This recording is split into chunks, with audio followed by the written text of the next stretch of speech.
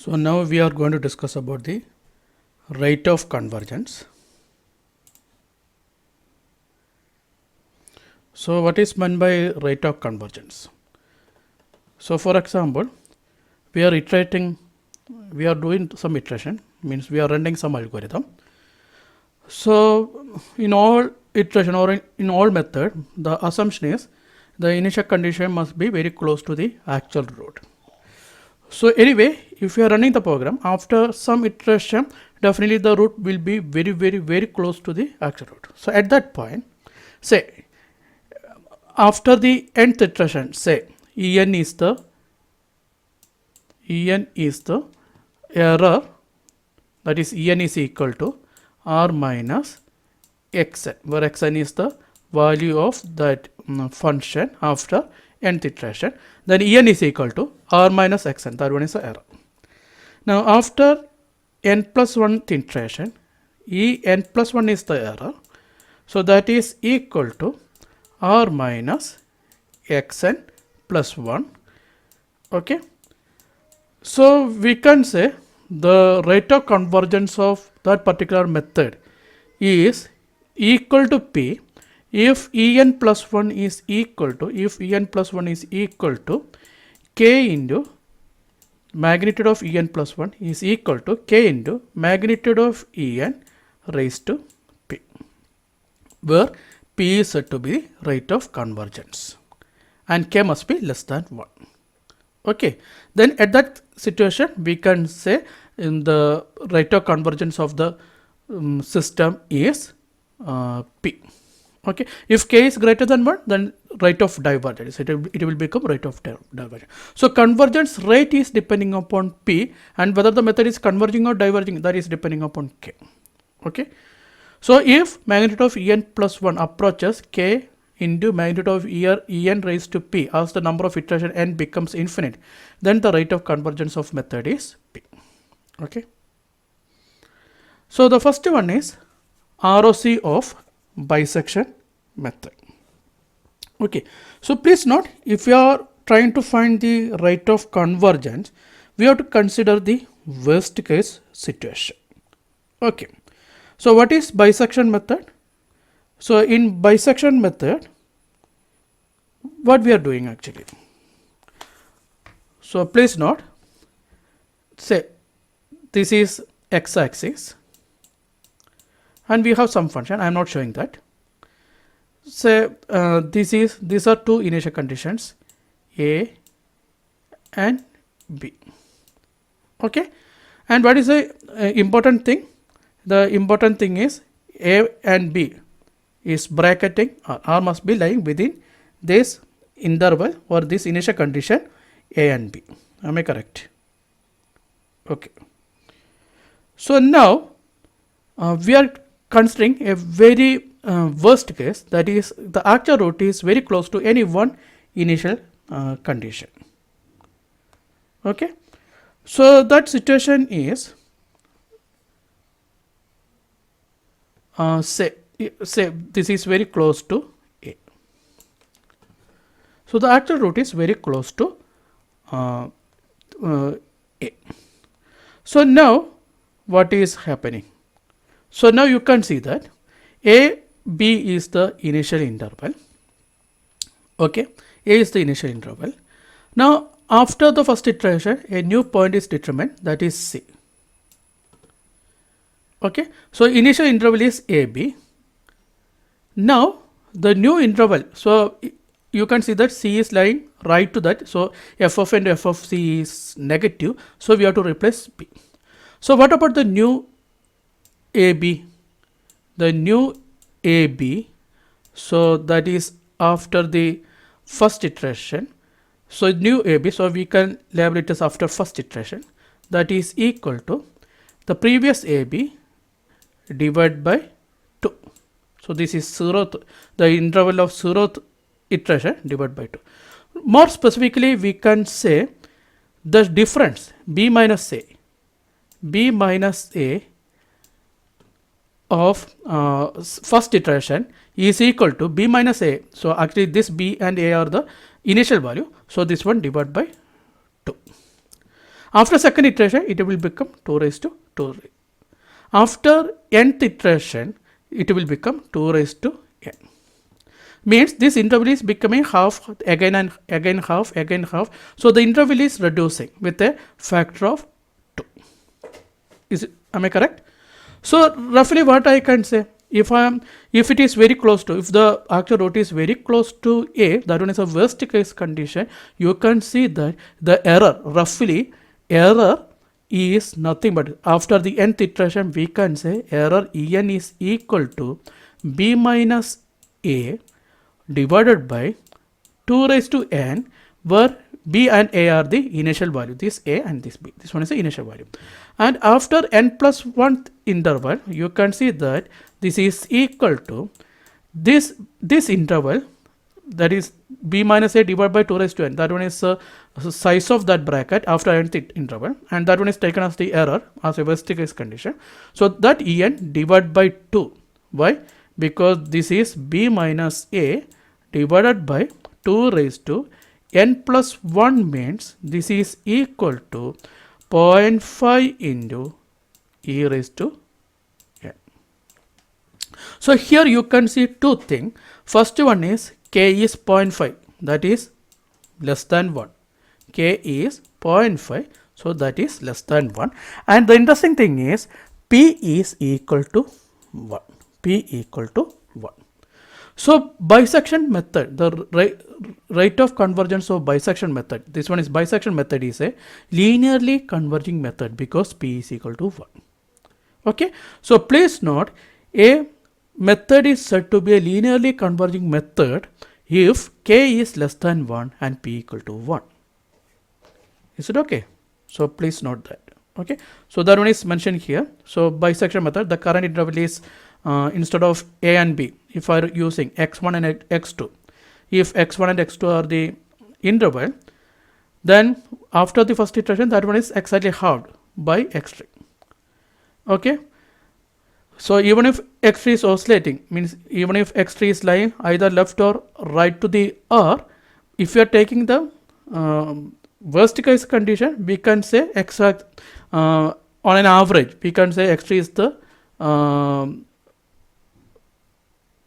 whether it is lying right to R or left to R, the interval is exactly halved.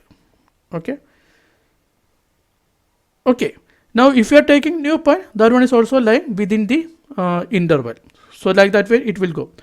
So, you can see that if you are taking the magnitude of n plus 1 error, En plus 1, magnitude of En plus 1 is equal to 1 by 2 magnitude of En. So, you can see that the power, this P is equal to the rate, the power of that En is equal to 1. So, this one is a linearly converging method, or this method has a convergence of order 1. Okay. So, please note here one important assumption is what? The actual root is lying very close to any one limit, means after each iteration one limit, one point of that bracket will not change, only one bracket is changing. With that assumption, that is possible if and only if the root is lying very close to one root. Okay. Okay. But in actual case, the situation may be different. In actual case, the error may be slightly greater than this value. This one here, what we are predicting, the error of current iteration is the half of the error of previous iteration. In actual case, that one may be slightly greater than that value or slightly less than that value.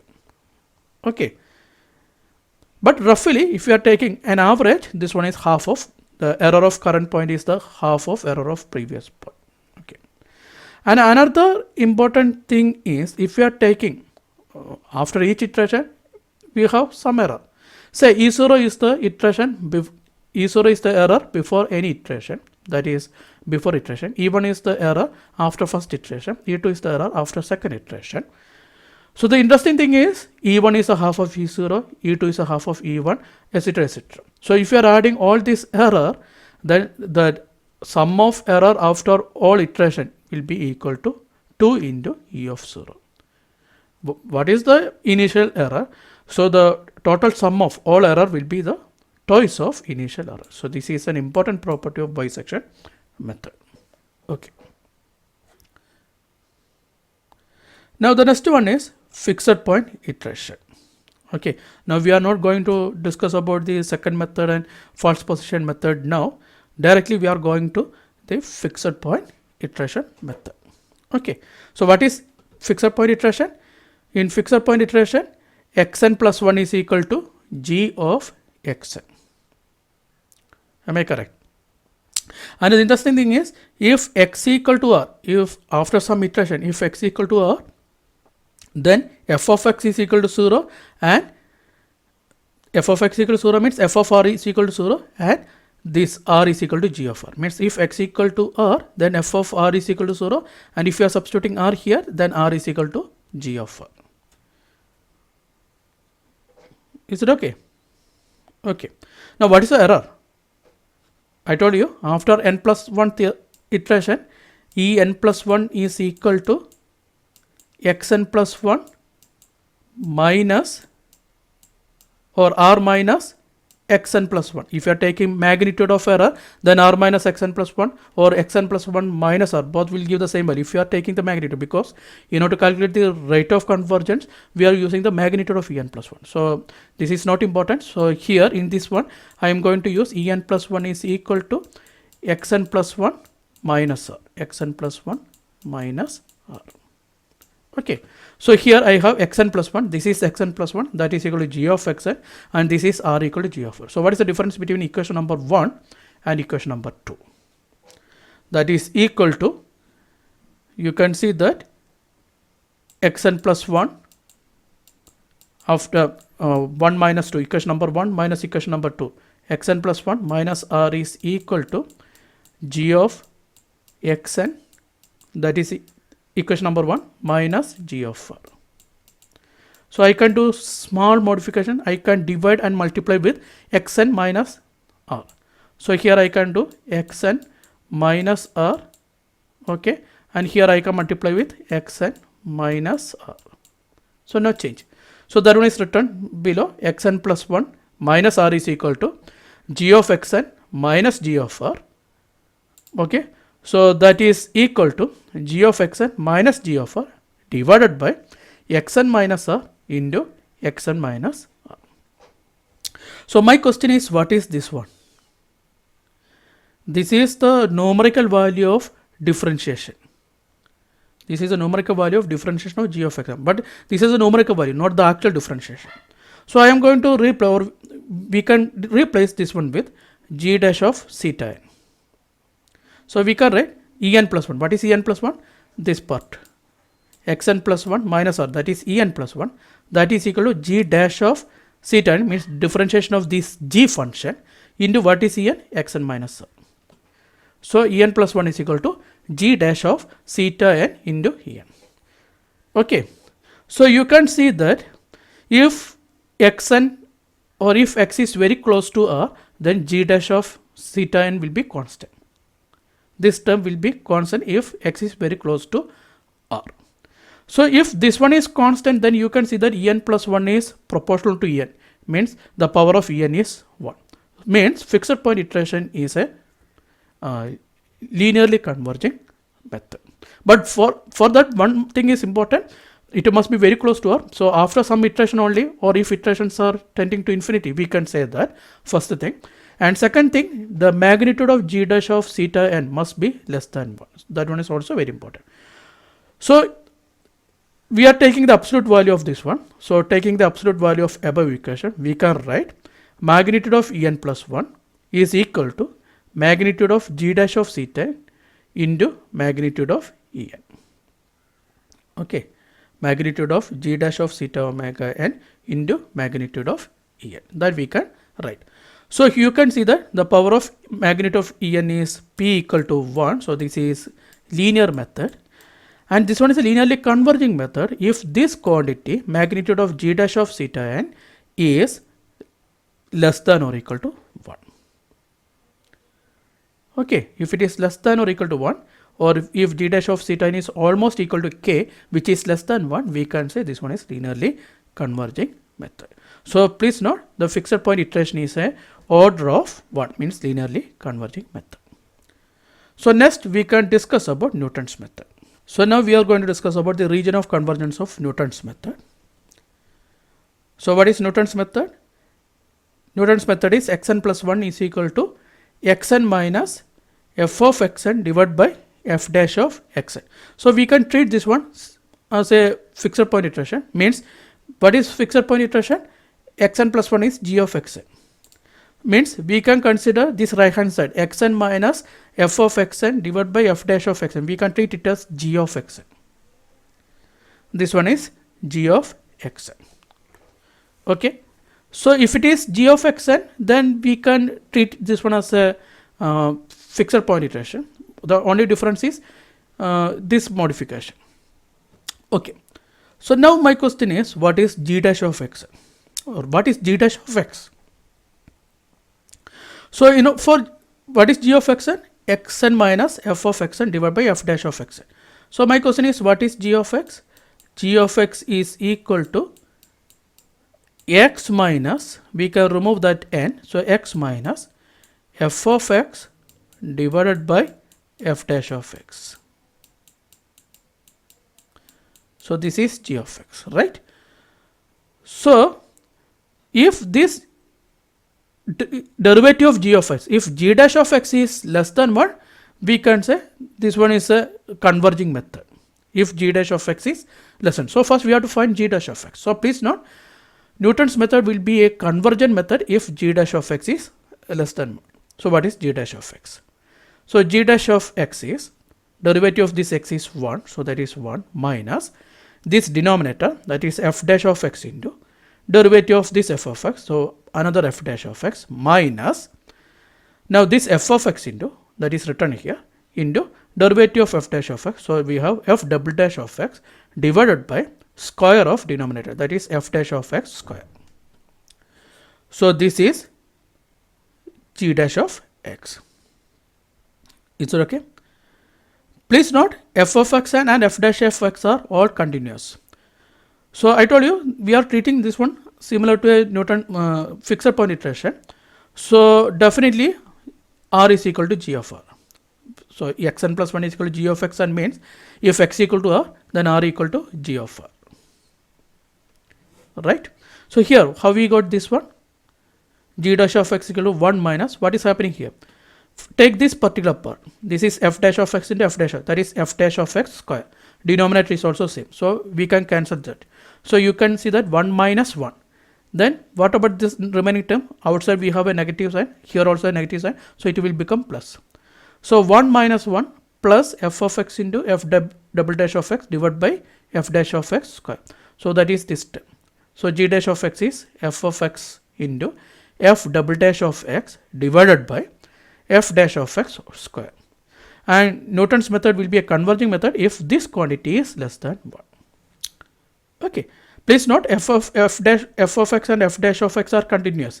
Otherwise we can't find f double dash of x. F of x must be continuous. Otherwise we can't find f dash of x. Similarly, f dash of x must be continuous. Otherwise we can't find f double dash of x. Okay. So if it is continuous, then at x equal to r, I told you r is equal to g of r. So at x equal to r, Newton's equation is r equal to g of r. Okay. Now here we have xn plus 1 equal to g of xn, and here I have, or we have r equal to g of r. So similar to the fixed point iteration, what we can do, we can find this equation minus this equation. So what we have, xn plus 1 minus r is equal to g of xn minus g of r. Is it okay? So now what we can do, we have a term g of xn here. So that xn, we can say xn is equal to xn minus r distance quantity away from r. Can I like that way? Xn is equal to r plus xn minus r, because the root is fixed, r is fixed. Only thing is xn is away from r.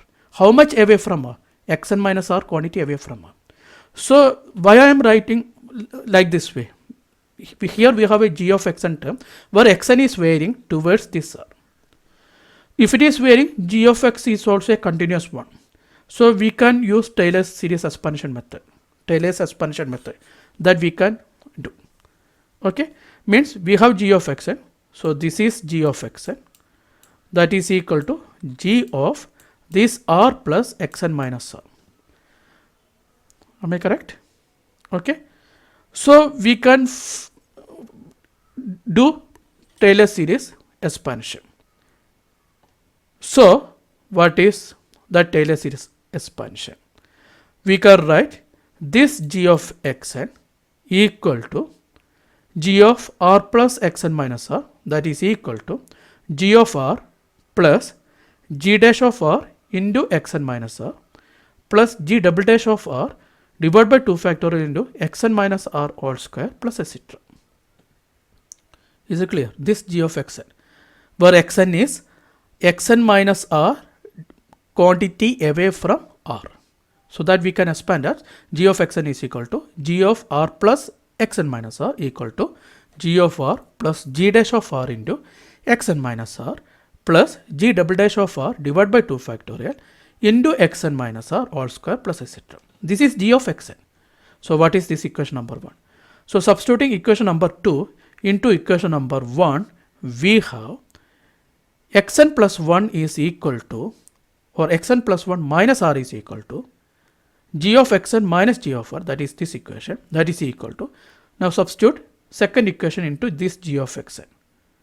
Substitute this one into this equation. What we have? G of r plus g dash of r into xn minus r plus g double dash of r divided by 2 factorial into xn minus r all square. So we can neglect remaining part. Okay. So this is g of xn minus g of r. Okay. So this is xn plus 1 minus r, that is equal to g of r plus g dash of r into xn minus r plus g dash of r divided by 2 factorial into xn minus r all square minus g of r. So you can see that here we have a g of r, here also we have a g of r. Why we are removing remaining factor? I told you xn is very close to r, so definitely xn minus r all cube or all raised to 4 etc. will be negligible. That is why the remaining terms are neglected. So if you are removing this g of r and this g of r,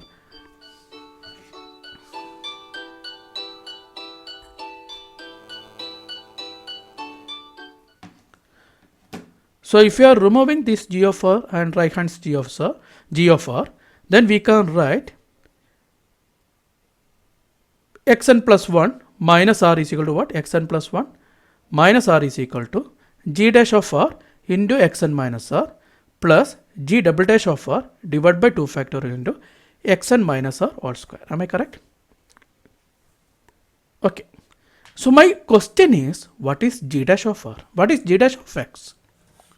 This is g dash of x. So what is g dash of r? G dash of r is equal to, replace x with r. So this term will become g dash of r equal to f of r into f double dash of r divided by f dash of r all square. Any specific thing that you can see here? I told you g dash of r is equal to f of r into, yes, this f of r is equal to 0. Because at x equal to 0, f of r equal to 0. So this term will become 0 if x equal to 0. Means g dash of r is also equal to 0. G dash of r is equal to 0. So we can remove this term also. Okay. So at xn equal to r, g dash of r, that is equal to f of r into f double dash of r divided by f dash of r all square, that is equal to 0 because f of r equal to 0. So we can write equation number 3 as xn plus 1 minus r equal to g double dash of r divided by 2 factorial into xn minus r all square. Is it okay? Xn plus 1 minus r is equal to g double dash of r divided by 2 factorial into xn minus r all square. What is xn plus 1 minus r? That is en plus 4. What is xn minus r? This is en. So we can write en plus 1 is equal to g double dash of r divided by 2 factorial into en raised to 2. Okay, en plus 1 is equal to g double dash of r divided by 2 factorial into en raised to 2. So we can write magnitude of en plus 1 is equal to magnitude of this one into magnitude of en square. Is it okay? So you can see that I told you, if current point is very close to r, then this one will be a constant term. This term is constant. So if this term is constant, then you can see that en plus 1 is proportional to en raised to 2. Means p is equal to 2. Rate of convergence is an order of 2. So this one is a quadratically converging method. So Newton's method is of order 2. Okay.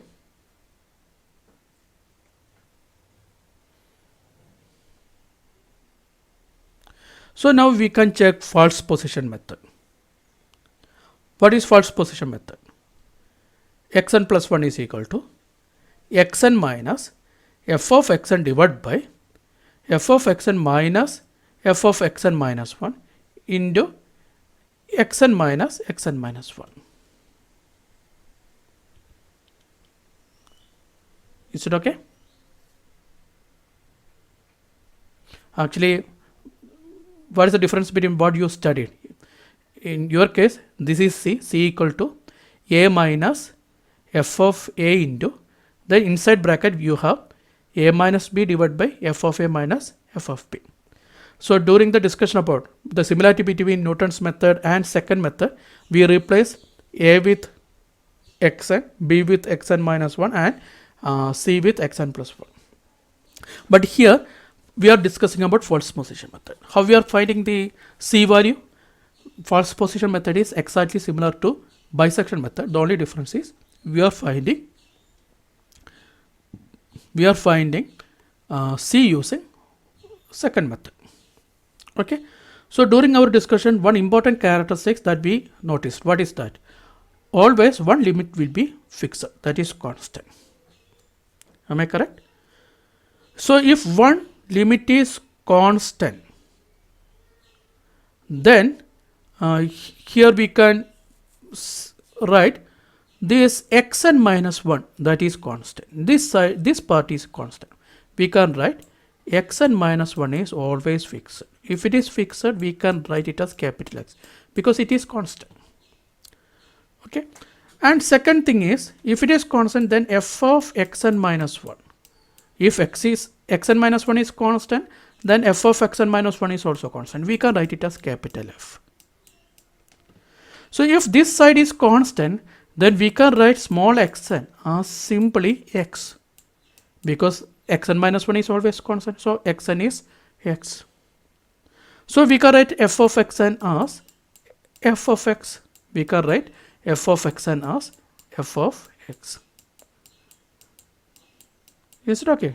Why? Because one side is fixed. So xn minus 1 is x, capital X. So f of xn minus 1 is capital F.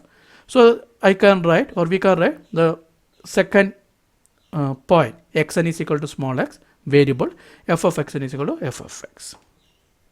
Okay. So we can write xn plus 1, we can write xn plus 1 is equal to, now I can write this term is x minus f of x divided by f of x minus f, that is, this is f of x, this is f of x. Now this is fixed, so that is capital F, into this is x minus this is capital X. Okay. So we can write xn plus 1 is equal to x minus f of x divided by f of x minus capital F into small x minus capital X. So like fixed point iteration, we can write it as g of x. This is equal to g of x. If it is g of x, so like fixed point iteration, this method is a converging method if g dash of x is less than 1. So what is g dash of x? So this method should be convergent method if g dash of x is less than 1. So what is g dash of x? So g dash of x, so this right hand side is g of x. So g dash of x is equal to derivative of this is 1 minus, now what we have?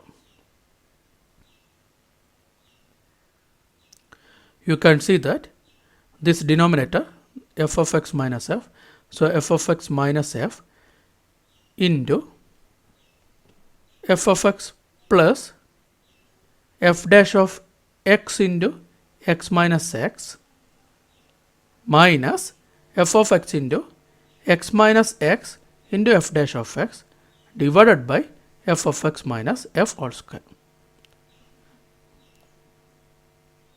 You get me? That is, take the denominator f of x minus f into, what is the numerator? Numerator is f of x into x minus x. So what is its derivative? Derivative is f of x into derivative of x, that is this term, that is f of x, plus x minus x into derivative of this one, that is f dash of x into x minus x, minus, now this numerator into derivative of denominator. What is numerator? F of x into x minus x. And what is the derivative of denominator? F dash of x divided by square of denominator, that is f of x minus f all square. Okay. Now at r, at x equal to r, what is g dash of r?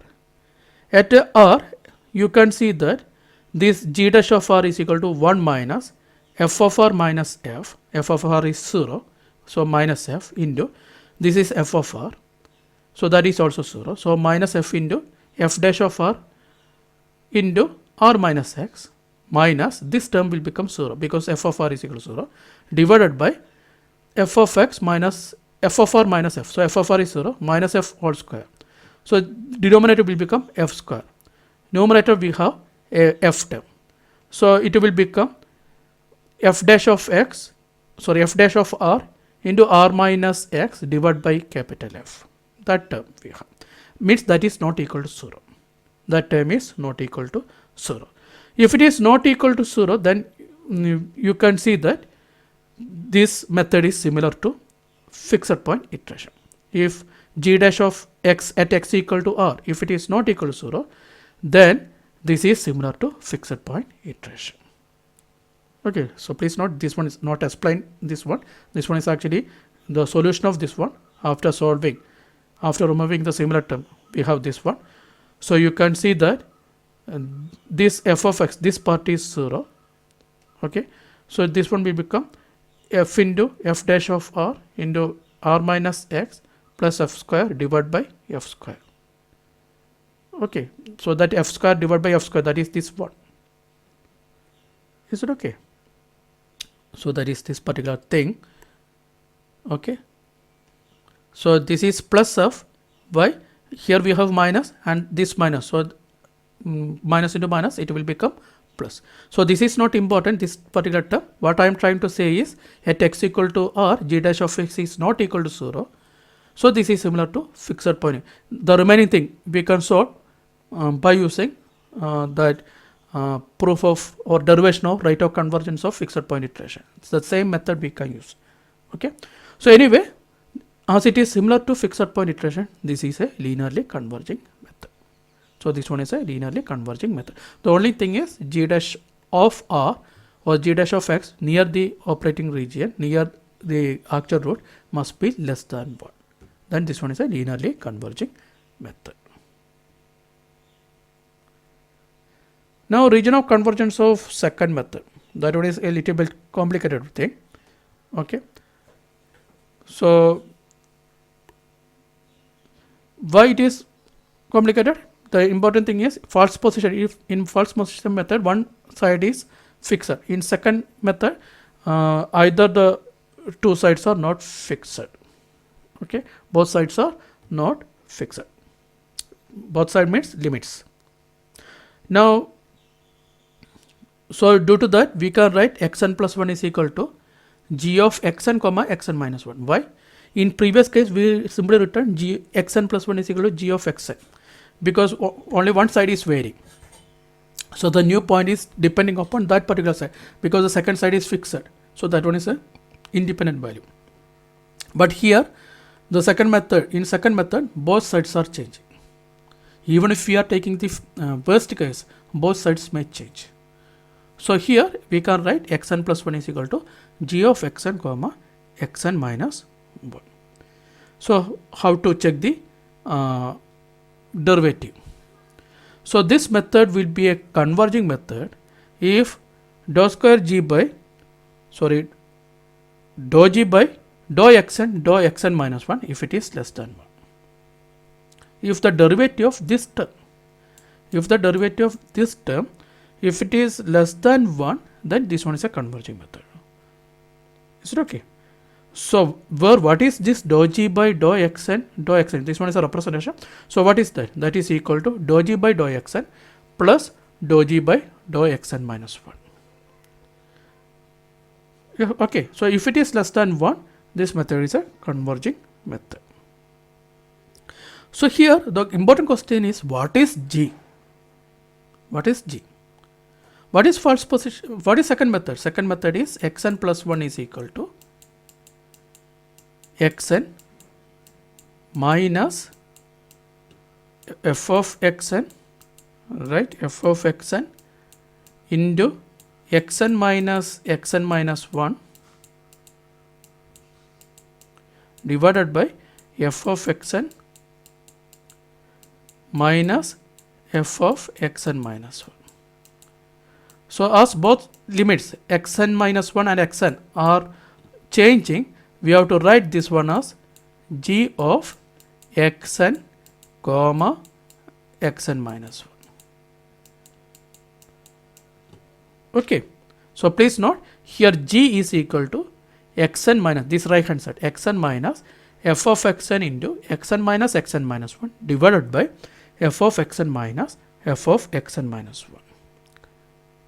Okay, so here we need to find two derivatives. One is dou g by dou xn.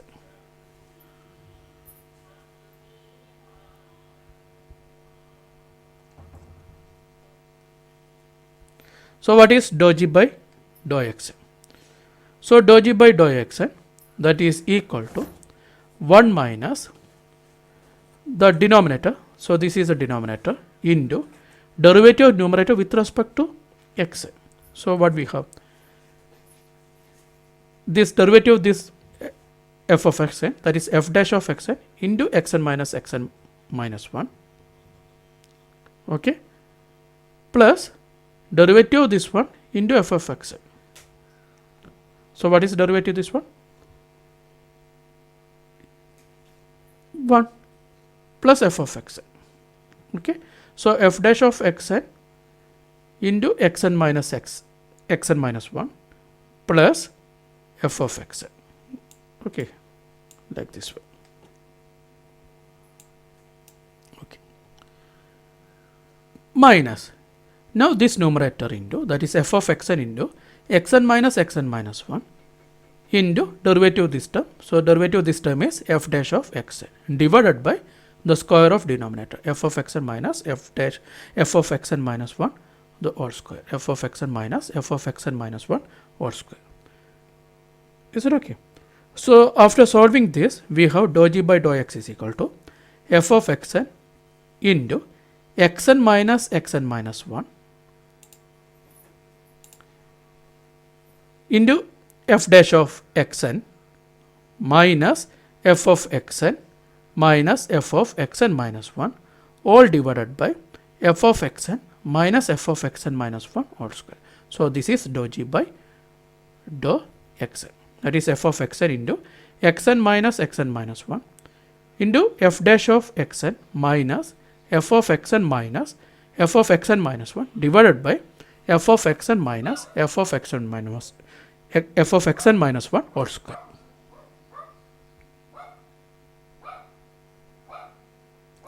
Okay, now what is the next thing that we have to find?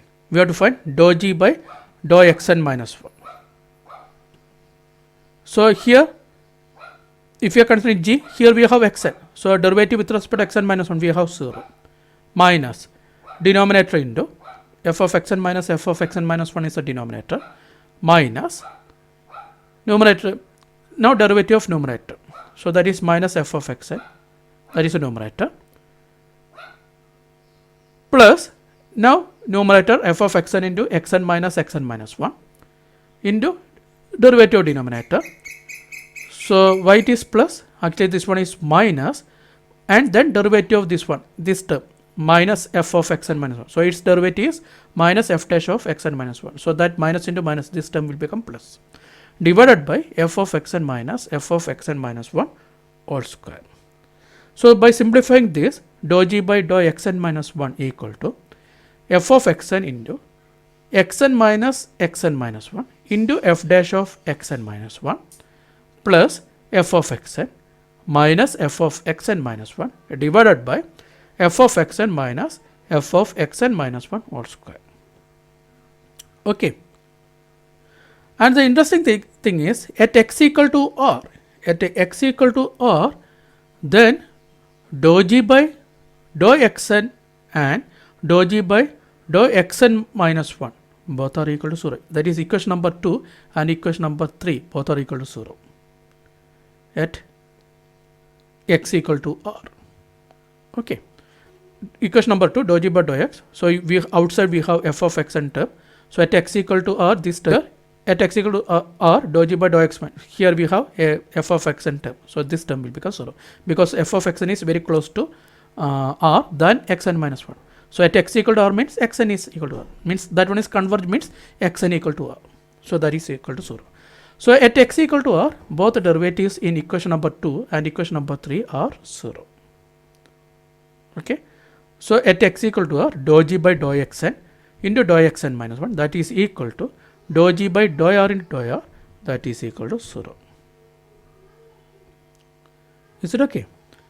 So like Newton's method, so this you can see that this is something similar to Newton's method. So like Newton's method, here we can write En plus 1 is equal to, I am not going to derive the remaining thing, En plus 1 is equal to g double dash, the only difference is in Newton's method this is g double dash of theta. That one is later replaced with r. But here we have to write it as g double dash of theta 1 comma theta 2 divided by 2, and here we can write En raised to 2. We have to write En into En minus 1 because one side is not fixed. So En plus 1 is this one into En minus 1. Okay.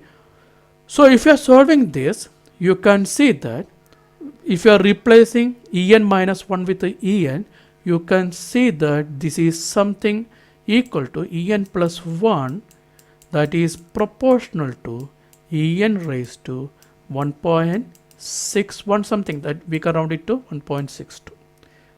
Means this is not quadratically converging method, this is actually superlinear method. A method is said to be a superlinear method if the rate of convergence, that is P, is between 1 and 2. Then it is said to be a superlinear method. Okay.